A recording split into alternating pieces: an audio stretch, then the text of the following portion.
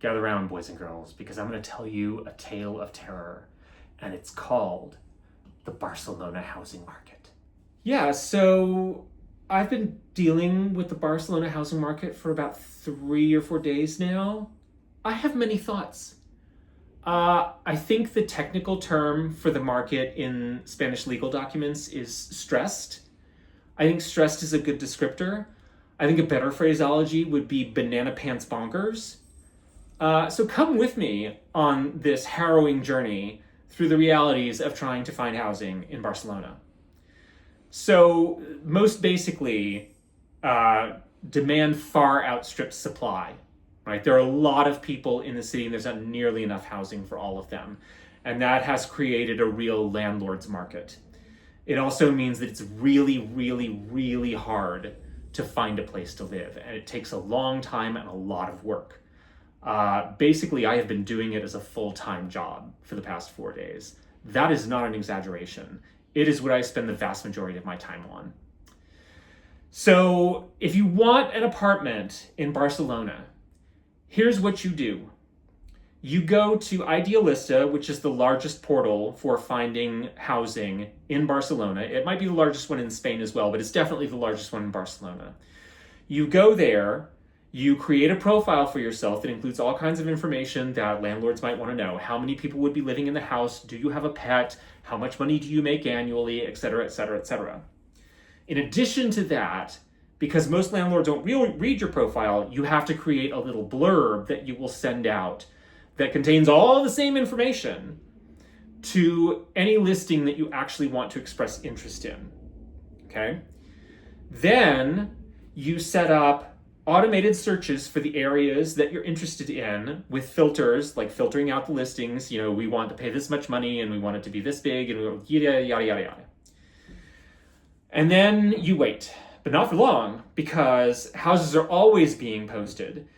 And because there's so much demand, the way this works on the landlord side is they'll post a property and within minutes, they will get hundreds of responses. So your only hope of getting noticed at all is to be one of the first people to respond to the listing. You need to be one of the first people. This is why setting up your searches with your profiles and your notifications is so important. But the problem with that is Idealista's notifications are not consistent or reliable. Yeah. So not only are you going to have to respond to notifications of new listings wherever you are. And I'm not exaggerating. I'm walking down the street, I get an Idealista notification, I stop what I'm doing, I move to the side of the street, I pull out my phone, and I start looking at the listing. And I don't take very long to look at the listing. I skim it for any obvious red flags, size of a scam. Oh, we're going to talk about scams later. There's a whole thing about housing scams in Barcelona. That's going to be fun. Does it allow pets? Just the basic stuff. And if it seems to not have any like immediate red flags, then I immediately respond to it with my blurb. And then I pray. I hope. I would say out of every 10 responses I send to listings, I might get one viewing. So what is a viewing, you ask? Let's talk about the viewing. So the viewing is really important for you as the renter. First of all, you need to be sure that the property actually exists, because scams, which we're going to talk about later. Second of all, you need to be sure that the apartment looks like it does in the photo, because that's another type of scam that we're going to talk about in a bit. So does the place match the photo? Then you need to make sure that there's nothing that's wrong with the place that isn't immediately obvious in a photo. That would be appliances that don't work, holes hidden behind things, water dripping from the ceiling. You get the idea. So you go through this listing and you look, like you turn on the stove, you turn on the appliances, you make sure that everything works. Okay? And then what you do is you send to the rental agent, because you're mostly going to be dealing with rental agencies. Like, that's a whole thing. Like, this task is so ridiculous that landlords don't want to deal with it. So they hire rental agents to deal with this. So then you submit to the rental agent an application packet, and that will have a cover letter. The cover letter is really important because if you can connect with the landlord or owner on a personal level, they're more likely to rent to you. And so the cover letter has to have a picture of you and whoever else is going to be in the apartment. It has to have details about you that are relevant, like, again, how much you make, whether your employment is permanent or temporary, do you have a pet, all of that kind of stuff, but also personal stuff, right? Like, who are you? Where are you from? You're trying to create some kind of a connection with this person because it improves your chances of actually landing the property, right? So your cover letter, that's the first. You also have to include your employment contract because that demonstrates that you have employment here in Spain, which they want. Spain has very, very strict rental laws. We'll talk about that later. Your employment contract, your photo ID, which for us has to be our passports because we do not have Spanish IDs yet.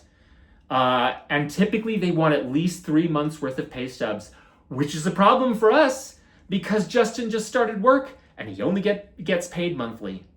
So we don't have pay slips, and we won't have 3 months of pay slips for 3 months. That's fun. Yeah, so you corral all of this up, you send it to the rental agent, they take it to the owner looks at the umpty-billion applications and picks one.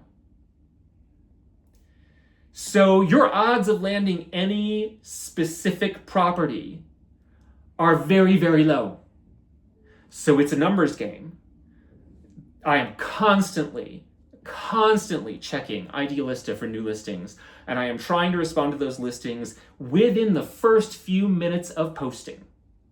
Now, I have actually managed to arrange about 3 or 4 viewings. And one of those, we actually got really close to signing a contract. But before we signed the contract, we wanted to do some research on the rental agent and their company because scams. And the rental agent was really shady. There were a lot of people saying things like, the rental agent took our deposit and we never saw it again. So we had to walk away from that property because we didn't feel like it was safe. We are actually talking to another rental agent that's showing some interest right now, but we're having some difficulty ironing out some of the details. And Justin and I are very worried that that's going to fall through as well. And you just have to, there are listings you're going to have to walk away from because they don't feel safe. You think they might be a scam. The place is not as advertised. And it's really frustrating because you had to do all of that work to get the viewing and to put in your application packet. It's so much work. But that's not even the most fun part. Let's talk about scams, right? Because a stressed market like this creates a lot of opportunities for shitheels to take advantage of desperate renters that need places to live. It's everywhere. So there's a couple of different types of scams. The first and most basic is the fake listing. This is somebody who pulls photos from another legitimate listing, makes a fake listing for a property that doesn't exist. And then when people express interest in the property, they say, oh, well, I can't do a viewing. I'm outside the country, but it's a beautiful property and yada, yada, yada. You need to pay me 1 month's worth of rent as a reservation for the apartment, as a reservation to reserve the apartment, right?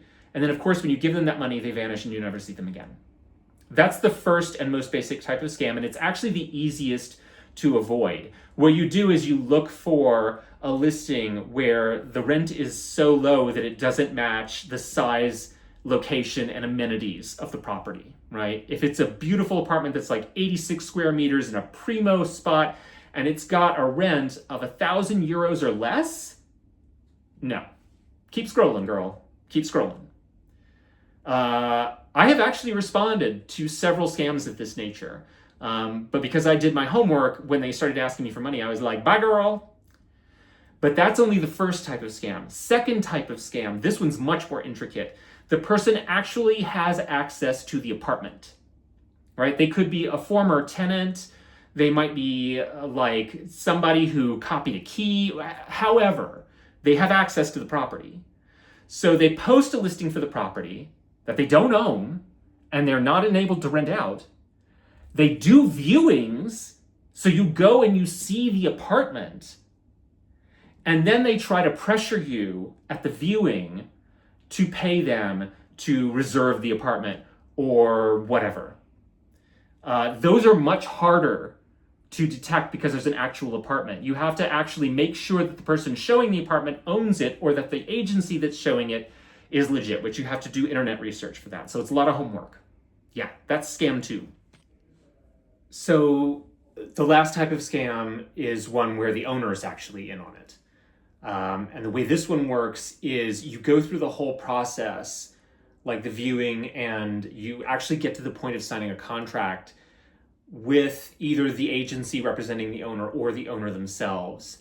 And you pay the agency fees, because this is the thing, the renters actually have to pay for the services of the rental agency because landlords can make them, which is crazy. But it's very, very customary here. So you pay agency fees, which are typically 10% of an entire year's rent, which can be a lot of money. And you put down the deposit, which can be up to 3 months' rent. The cap on it is 3 months by Spanish law. So the owner might be asking for anywhere from 1 to 3 months worth of rent as the deposit. So you go through that, you give the owner the deposit, and then the owner turns around and says, well, I've changed my mind. I'm not going to rent to you anymore. And of course, you're not going to get the agency fees back. And the landlord will try to keep the deposit, which is illegal, and they're not allowed to do. But if you want it back, then you're going to have to take them to court. So yeah, that's the third type of scam. And that one is almost impossible to see coming. Which is why we are so careful about doing a lot of homework and having a lot of back and forth with the agents before we sign anything. And it's why we've backed out of 2 possible signings already, because they just didn't feel right. And really, all of that is just the tip of the iceberg. There's so much more I could talk about, like the difference between long-term and short-term rentals and the fungibility between the two, and trying to untangle that mess when you're looking at listings, or IDI, or the Spanish Land Authority, or agency fees. There's just, it's complicated, it's tiresome, and it's demoralizing. And I think the approach that Justin and I have decided to take to this whole thing is, if we have to live for several months in an Airbnb before we find an apartment, then that's what we're going to do. And we would rather walk away from listings that make us feel hinky than grab the first thing that comes along, because we're desperate, because we don't want to get scammed. And you know what? Despite all of that, we still very well could be scammed. We could lose thousands of dollars. Yeah, it just, yeah. That is the reality of the Barcelona housing market. It's a complete nightmare. But in good news, I'm sleeping the night through. So yay for that. At least I'm not dealing with all of this while also being completely exhausted. So I will take what I can get. Okay, I love you all. Bye-bye.